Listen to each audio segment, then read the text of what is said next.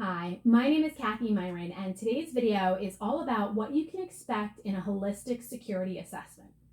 Most business owners are concerned about their risk of falling victim to a cyber attack. You read the headlines and you watch the news, and it's apparent that companies both large and small are all potentially victims waiting to happen. A security assessment is a great way to get an understanding of where your security strengths and weaknesses are so that you can proactively address any weak points and improve the education and processes in your organization.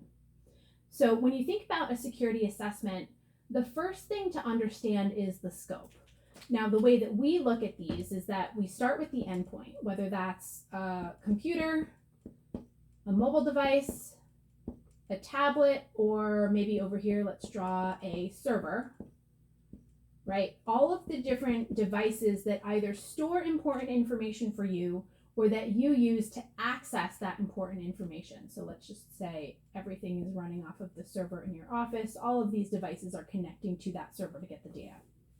We want to ensure that each one of these devices is in and of itself secure. So that might be requiring anti-malware software on those devices, or ensuring that their configurations and settings and firewalls are all set to avoid unauthorized connections or contact. Then we want to look at the other places where you store your data, which is often in the cloud. So whether that is cloud email or a cloud document sharing tool, or maybe a SaaS application or platform. But we want to understand all of the different places where you are sending and receiving data,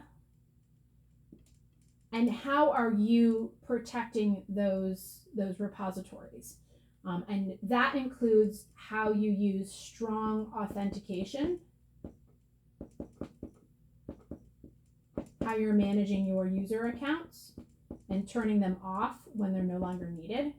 That may include admin settings. So who can share what gets backed up, etc., etc. So we want to look at all of these different things when considering these locations for data and then the devices that access them. And then the last thing that we can never forget is the people.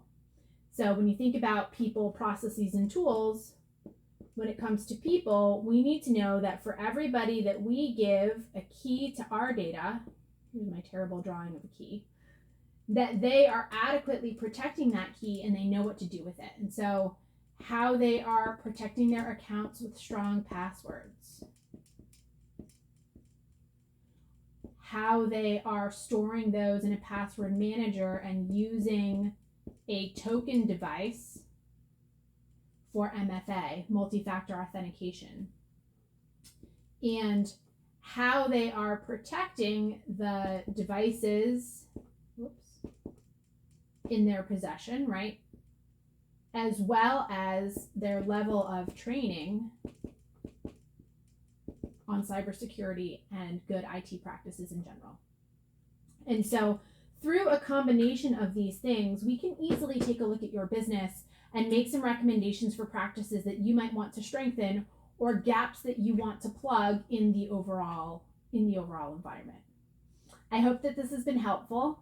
If it has, please drop us a like or a comment below. These Lightboard videos are all brand new, so it's still a little bit of a work in progress, but I would love to hear your feedback on this method of visual teaching, and I hope to see you on the next video.